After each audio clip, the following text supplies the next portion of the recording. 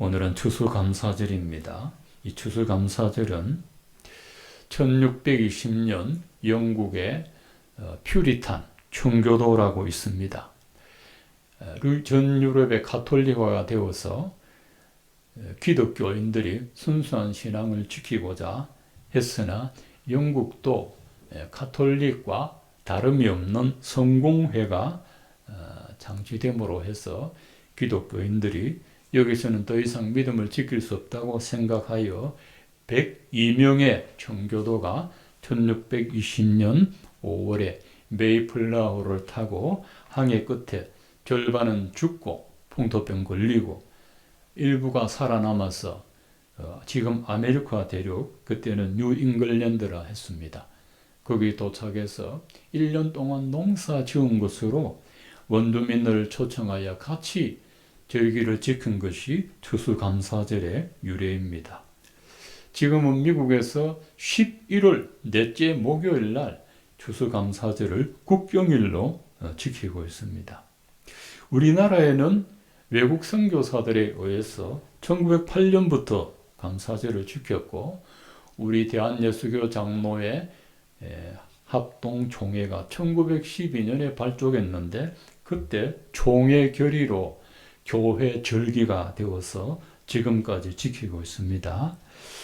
이 추수감사절과 성경의 절기와의 관계를 보시겠는데 오늘 읽은 말씀에 보면 구약 백성들이 1년에 절기가 제법 많습니다. 그 중에 특별히 중요한 세 절기가 있습니다.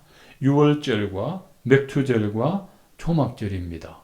유월절은 예수님의 고난절이고 맥추절은 예수님이 약속한 성령 강림절입니다. 오순절이라고도 합니다.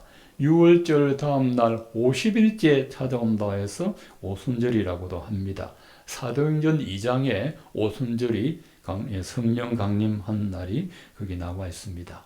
그리고 마지막 절기는 초막절인데 초막절이라 하고 장막절이라 하고 수장절이라 하는데 이 근본 뜻은 재림절입니다. 그것도 이 마지막 재림을 바라보는 절기입니다. 그래서 구약에는 메시아가 오시지 않았지만은 벌써 절기 안에서 메시아가 재림할 것까지 초림할 것까지 다 절기 속에 나타나 있습니다.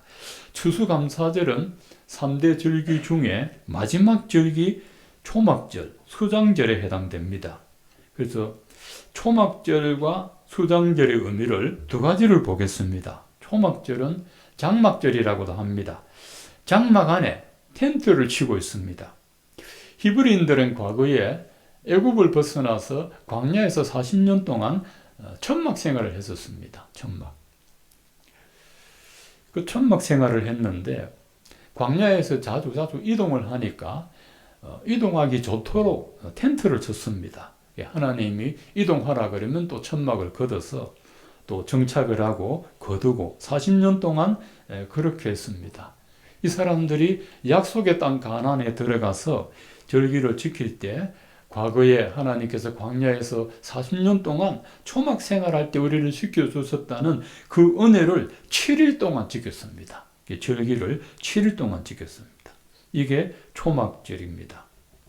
이 초막절의 영적인 의미는 초막은 하나님의 임재를 말합니다. 하나님의 임재와 보호. 요한복음 1장 14절에 보면 말씀이 우리 가운데 거하심에 했습니다. 이 말씀은 예수님이거든요. 우리 가운데 거하심에 거한다 이게 천막을 쳤다는 말입니다. 예수께서 우리 안에 들어오셨다는 천막을 쳤다는 거죠. 이 천막은 하나님의 보호를 말합니다. 하나님께서 40년 동안 이 백성들을 지켜주셨는데 한 사람도 옷이 헤어지거나 신발이 부러뜨지 않도록 지켜주셨습니다. 하나님이 히브리인들의 손과 발이 되셔서 그들을 40년 동안 보여주셨습니다. 우리가 감사절 지키는 이유도 광야 같은 이 세상에 하나님이 보호해 주신 은혜를 우리가 감사드립니다. 그게 다 하나님의 돌보심이고 하나님의 은혜입니다.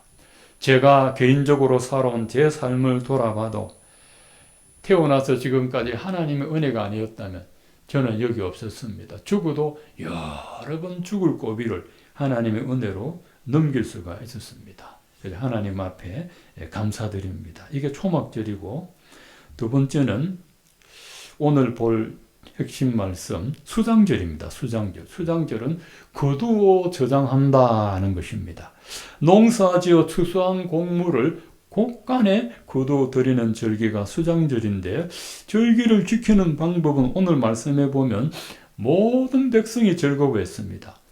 가족들, 노비들, 레위인들, 나그네, 고아나, 가부까지 다 모아서 하나님이 주신 오곡백과로 나누어 먹으면서 7일 동안 즐겨 먹었습니다.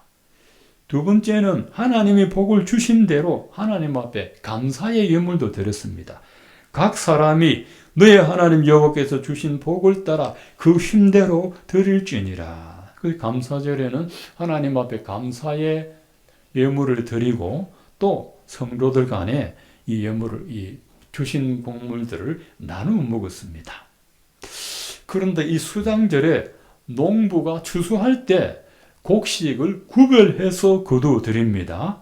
두 가지로 구별하는데, 첫 번째는요, 곡식을 거둘 때 곡식과 가라지를 구분합니다. 곡식과 가라지는 처음부터 시가 다릅니다. 우리나라에서는 벼와 피라고 하지만 유대인들은 가라지라 부릅니다. 가라지는 처음부터 가라지입니다. 가라지 종자가 바람에 날아와서 곡식을 심어 놓은 곳에 뿌려져 같이 자라는데, 가라지는 독보리과의 식물이기 때문에 곡식이 자라지 못하도록 해를 입힙니다. 농부가 추수 때까지 두었다가 가라지 먼저 뽑아서 단으로 묶고 불사르고 곡식만 곡간에 저장합니다. 두 번째 추수하는 방법은 곡식과 가라지를 구별하고 나서 이 곡식 중에서 알곡과 쭉정이를 또 구별합니다. 곡식과 가라지는 근본이 다르고 알곡과 쭉정이는 근본이 같은 씨앗입니다. 곡식이 자라다가 병충해를 입으면 벼 속에 열매가 죽어서 껍데기만 남습니다. 키로 이렇게 탁 흔들면은 알곡은 안으로 자꾸 들어가는데, 알맹이 없는 껍데기, 쭉정이는 바람에 자꾸 날아가죠. 습기가 많으면 곡식이 썩고, 습기가 부족하면 곡식이 말라서 병충해를 입습니다. 이 병충해가 참 많더라고요. 뭐 입마름병, 무슨 무늬병, 검은 무늬병, 붉은 무늬병, 뭐 10가지가 되더라고요. 그 병충해를 입으면 쭉정이가 되는 겁니다. 원래는 알곡이었는데 병들어서 쭉정이만 남았습니다.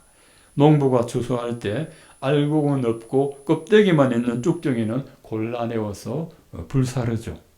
수장절의 영적인 의미가 중요한데, 이 세상 모든 사람들에게도 마지막 추수 때가 있습니다. 하나님은 마지막 추수 때 이 세상에 있는 모든 사람을 불러 모아서 추수를 합니다. 이 마지막 영적인 추수 때도 농부가 곡식을 추수하는 방법과 똑같이 합니다. 먼저는 마지막 추수 때 예수님이 곡식과 가라지를 구별하십니다. 곡식은 신자고 가라지는 처음부터 불신자입니다. 가라지가 곡식이 안 되듯이 가라지 같은 불신자는 절대로 신자가 될 수 없습니다. 근데 이 가라지 같은 불신자를 누가 교회에 뿌려놓았느냐? 마태복음 13장 24절에 보면 이렇게 나와 있습니다. 천국은 마치 좋은 씨를 밭에 뿌린 사람과 같으니 사람들이 잘 때 그 원수가 와서 곡식 가운데 가라지를 덧뿌리고 갔더니 가라지를 뿌린 원수는 마귀요 라고 했습니다. 하나님께서 이 세상 사람들의 심령에 복음의 씨앗을 뿌렸는데 원수 마귀가 와서 가라지를 덧뿌리고 가서 같이 자라는 겁니다. 마귀는 처음부터 예수 안 믿는 불신자를 신자들 속에 뿌려놓고 갑니다. 겉모양은 똑같습니다. 주일도 지키고요. 예배도 잘 드립니다. 11조도 합니다. 직분도 받고 봉사도 하고 심지어는 전도도 합니다. 그런데 그 속은 가라지입니다. 가라지를 구별해낼 수 있는 방법이 있습니다. 진리의 복음으로 가려낼 수 있고 성령의 열매를 보고 알 수 있습니다. 그런데 가라지를 구별해 내려다가 다른 신자들이 심각한 상처를 입기 때문에 예수님은 곡식 상하지 않게 하려고 가라지 마지막 추수 때까지 그냥 두라 하셨습니다. 마태복음 13장 29절에 주인이 이르되 가만두라 가라지 뽑다가 곡식까지 뽑을까 염려하노라 둘 다 추수 때까지 함께 자라게 두라. 추수 때 내가 추수꾼들에게 말하기를 가라지는 먼저 거두어 불사르게 단으로 묶고 곡식은 모아 내 곡간에 넣으라 하리라. 둘 다 곡식과 가라지 둘 다 마지막 추수 때 예수님이 재림하셔서 심판할 때까지 두어라. 추수 때에 내가 추수꾼들에게 말하기를 가라지는 먼저 거두어 불사르게 한다. 추수꾼은 하나님의 천사들입니다. 신천지가 추수꾼 아닙니다. 하나님의 천사들이 추수꾼들입니다. 영적인 존재들입니다. 이것만 봐도 신천지는 이단이 벌써 발각이 된 겁니다. 성경을 글자만 잘 읽어도요, 금방 알아낼 수 있습니다. 신천지는 자기들이 추수꾼이라 하거든요. 추수꾼이 아니고 사기꾼입니다. 사기꾼이에요. 하나님의 천사들이 곡식과 가라지를 찾아냅니다. 우리는 잘못하다 실수할 수가 있어요. 불신자도 겉으로는 신자와 같이 자라고 신자들에게 해를 끼치는데 마지막 때 가려냅니다. 마지막 때. 참 이게 아주 무서운 말입니다. 그리고 두 번째는 곡식과 가라지 구별하고 나면 곡식 안에서 알곡과 쭉정이를 구별해냅니다. 알곡과 쭉정이는 똑같은 씨앗이고 근분이 같습니다. 알곡과 쭉정이나 처음에는 다 진리의 복음이라는 생명의 씨앗을 받아들였습니다.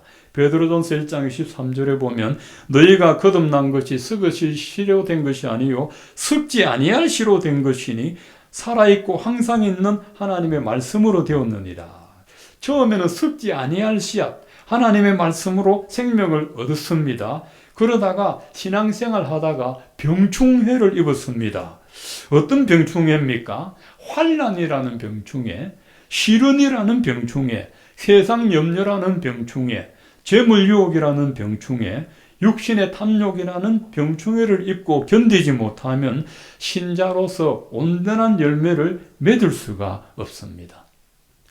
오늘 아침에 묵상한 말씀이 고린도전서 5장에서 7장인데 거기 보면은 영적인 병충해에 입어서 하나님 나라에 못 들어가는 무리들이 있습니다. 속이는 자, 탐하는 자, 술 취한 자, 음행하는 자, 간음하는 자, 남색하는 자, 이런 일을 계속 행하는 사람은 하나님 나라에 들어가지 못한다. 이 세상 유혹과 탐욕에 빠지면은 신자로서 온전한 열매를 맺지 못하고 이 영혼이 쭉정이가 됩니다. 영적인 껍데기만 남습니다. 겉모양만 교인입니다.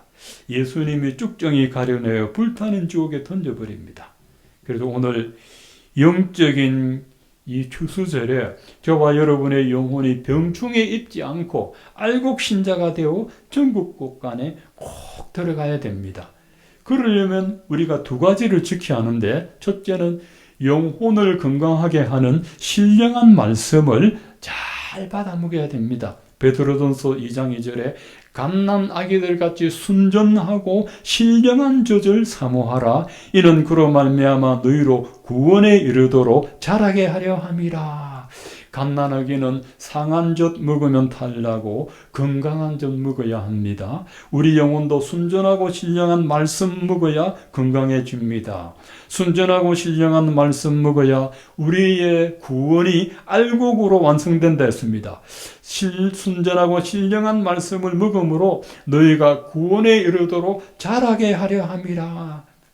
요즘 방송에 산양류 먹으면 면역이 강해져서 몸이 건강해진다 선전을 하고 있습니다. 이 산양류 안에, 모유 안에 있는 영양분이 들어있다고 하더라고요. 우리 영혼도 순전하고 신령한 말씀 먹어야 영적인 면역이 강해집니다. 고린도후서 2장 17절에 참 사도 바울이 기가 막힌 말씀하셨습니다. 우리는 수많은 사람처럼 하나님 말씀을 혼잡하게 하지 않고 곧 순전함으로 하나님께 받은 것 같이 하나님 앞에서와 그리스도 안에서 말하노라. 사도 바울이 복음 전하던 그 시대에 수많은 사람들이 하나님 말씀을 전한다고 하면서 혼잡하게 하였습니다. 혼잡하다는 뜻이 두 가지인데, 하나는 시장에 과일 사러 가면요, 맨 위에는 아주 싱싱한 과일, 이런 과일 박스로 사면 밑에는 어떻게 돼요? 막 눌리고 썩어지고 밀감 샀는데 밑에는 막 곰팡이 서리죠. 위에는 전부 좋아요, 이래 바구니 담았네. 그 별난 사람은 다 드러내죠. 이 별난 사람은 그러다가 싸우기도 하는데, 근데 집에 가서 먹으면 밑에는 좀 상한 걸 깔아놨어. 안 그래야 되는데 그게 혼잡하게 한다는 거예요.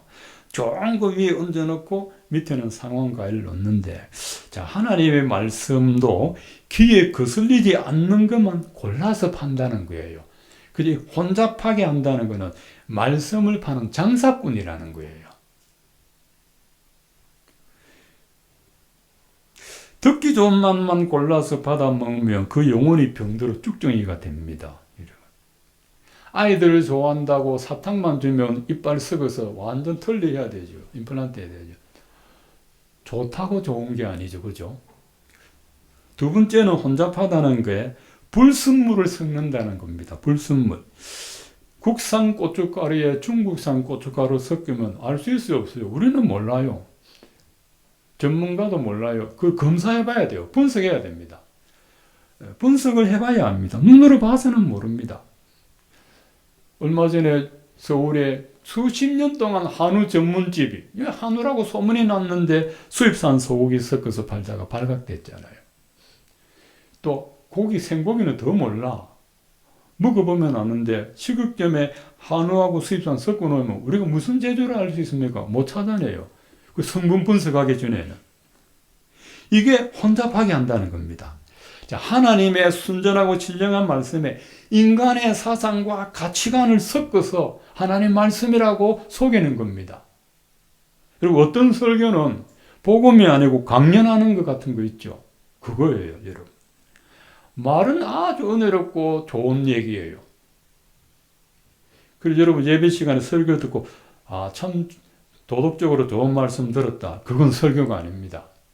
하나님의 복음을 듣고 내가 은혜를 받든지 찔림을 받든지 깨우침을 받든지 해야 그게 하나님의 말씀입니다.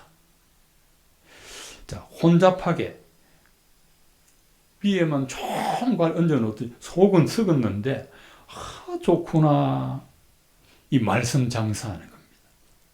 그리고 인간의 사상과 가치관이 섞인 그런 말씀 받으면 안 됩니다. 하나님의 순전하고 신령한 말씀, 이걸 잘 구별해서 받아 먹어야 건강하게 자랄 수 있습니다. 두 번째는 순전하고 신령한 이 말씀을 받았으면은 끝까지 인내하고 지켜야 알곡신자가 됩니다. 누가복음 8장 15절에 보면 착하고 좋은 마음으로 말씀을 듣고 지켜 인내로 결실하는 자니라. 복음의 씨앗이 심령에 아주 좋은 씨앗이 떨어졌으면 그 말씀을 붙들고 그 말씀대로 살려고 인내해야 됩니다. 영적인 병충해가 옵니다. 환난이 오고, 여러분 예수 잘 믿으려고 하면 환난이 오고 시련이 옵니다. 염려가 자꾸 생기고 유혹이 오고 탐욕이 생깁니다. 이거를 순전한 말씀으로 이기고 믿음으로 인내해야 결실을 하는 겁니다. 그렇지 않으면 아무리 좋은 말씀 받아도 이게 썩어서 쭉정이가 되어버리는 것입니다. 마태복음 13장에서도 농부가 말합니다. 주인이요, 좋은 씨를 뿌렸는데 가라지가 맺히면 어떻습니까? 예수님이 알곡을 뿌렸는데 이 영혼이 썩어 병들었습니다. 씨가 잘못된 게 아니고 그 씨가 건강하게 자라지 못한 겁니다. 자, 우리는 하나님께서 우리 자유로운 인격체로 허락해 주셨습니다. 여러분, 예수 믿는 것도 강제로 기계적으로 믿은 것 아닙니다. 복음을 듣고 이 복음을 들어야 구원받는구나 하고 죄를 회개하게 됩니다. 물론 성령이 역사하셔야 되는 일이지만 내가 인격적으로 그걸 수납을 해야 되는 겁니다. 막 군대식으로 믿어, 까라면 까, 믿어, 이게 신앙이 아닙니다. 예수 안 믿으면 구원 못 받는구나. 그래서 믿는 겁니다. 그런데 신앙생활도 주님께서 기계적으로 원하지 않고 우리 인격에 맡겨주셨습니다. 진리의 복음대로 살면 알곡 신자가 되나 세상 유혹에 빠지면 내가 죽전이가 된다고 말씀합니다. 그것까지 주님이 책임져 주지는 않습니다. 여러분, 자녀를 낳았는데 이 자녀가 죽을 때까지 부모가 따라다니면서 간섭해야 됩니까? 못하지요. 성인이 되면 이제 네가 알아서 해. 자기가 책임져야 돼요. 우리가 성령으로 이제 갓 태어나서 어느 정도 자랄 때는 성령님이 붙드시고 책임져 주지만 믿음이 성장하면 네가 믿음 잘 지켜야 된다고 그렇게 권고합니다. 이게 이 순전하고 신령한 말씀을 끝까지 잘 지켜내는 겁니다. 여러분, 가라지 아니라고만 좋아할 것이 아니고 이 알곡이 알곡되도록 쭉정이 안 되도록 하셔야 됩니다. 뭐 꼭 맞는 예화는 모르지만 참고로요. 김용희 선교사님이 미국에서 부흥회할 때 겪은 사례인데 참 그 교회에 장로님이 참 좋은 장로님이 계셨다고 해요. 장로님이 참 교회에 충성하고 목사님에게도 충성하고 참 진짜 신실하신 장로님이셨어요. 교회 고전 일도 다 하고 뭐 재정이 필요할 때 충당하고 그러니까 그 목사님에게는 그 장로님이 참 귀감이죠. 그런데 그 장로님이 암이 걸렸습니다. 암병에 들었습니다. 그러니까 이 장로님이 충격을 받았어요. 내가 하나님의 교회를 이렇게 잘 섬겼는데 왜 내게 암병이 걸렸느냐 하면서 교회를 안 나가고 목사님 신방도 그대로 아무도 안 만나. 그러면서요. 하나님이 어딨어? 하고 죽어버렸어요. 이 장로님 뭐가 문제였습니까? 주님께 충성하면 주님이 다 나를 막아주신다. 100% 책임져 주신다. 그 생각을 한 거예요. 그 욥기를 안 읽어서 그래요. 욥기. 욥이 그런 사람입니다. 하나님을 경외하고 순전하고 정직하고 악에서 떠나는 사람 욥이 성경에 욥처럼 고난받은 사람 없어요. 근데 욥이 하나님 어디서 그런 적 없어요. 하나님 앞에 실험하지요. 왜 내게 이런 일이 일어났습니까? 끝까지 실험하지 않습니까? 실험을 해야 돼요. 실험할 때 하나님이 욥에게 나타나셔서 깨닫게 해주셨잖아요. 나는 전능자고 나는 주권자야. 나는 죽이기도 하고 살리기도 할 수 있어. 나는 병을 주기도 하고 고쳐주기도 할 수 있어. 그걸 욥이 깨달았어. 그러니까 욥이 주여 내가 하나님에 대하여 이전에는 귀로만 들었는데 이제는 눈으로 배웠습니다 하고 회개하고 죽은 아들 다 살아났고 잃어버린 재산은 2배로 받았습니다. 끝까지 인내해야 돼. 그 장로님이 하나님은 그렇게 하실 수 있는 분이다. 못된 사람만 병 걸립니까? 여러분 오히려 보니까 착하고 충성된 사람들이 빨리 죽더라고요. 그런데 못된 사람은 교통사고 나는 거 아닙니다. 아주 선한 사람도 참혹한 사고를 당해서 죽을 수 있습니다. 그걸 우리가 공간을 열어놔야 되는데 내가 예수님께 충성하면 절대로 불행한 일이 안 생겨. 그건 내 사상이 내 주관입니다. 그런 일이 있을 수 있습니다. 그러니까 그 시련을 못 이기고 신앙을 다 잃어버린 거예요. 신앙을 다 잃어버렸어요. 사람이라서 그럴 수 있습니다. 내가 주님 앞에 진심으로 충성하고 섬겼는데 무엇이 안 풀리고 안 되면은 하나님 없는 걸까? 그럴 수 있어요. 그래도 그럴 수 있다고 우리가 받아들여야 됩니다. 실컷 잘 섬기다가 암병 걸렸다고 하나님이 끄는 뭐가 있어? 여러분, 암병 안 걸려도 죽거든요. 암병 걸려서 죽으면 암병 결국 죽습니다. 이래 죽거나 저래 죽거나 죽습니다. 믿음을 지키는 게 소중합니다. 자, 말씀 정리합니다. 여러분, 해마다 때가 되면 추수를 합니다. 우리 영혼도 마지막 추수를 기다리고 있습니다. 하나님께서 우리 영혼에 생명의 복음을 심어주셨습니다. 이 생명의 복음이 우리 영혼 안에서 건강하게 자라야 마지막 때 예수님이 우리를 천국 복관으로 데려가십니다. 저와 여러분 모두 생명의 말씀으로 끝까지 승리하셔서 주님 나라에 다 들어가시기를 축원합니다.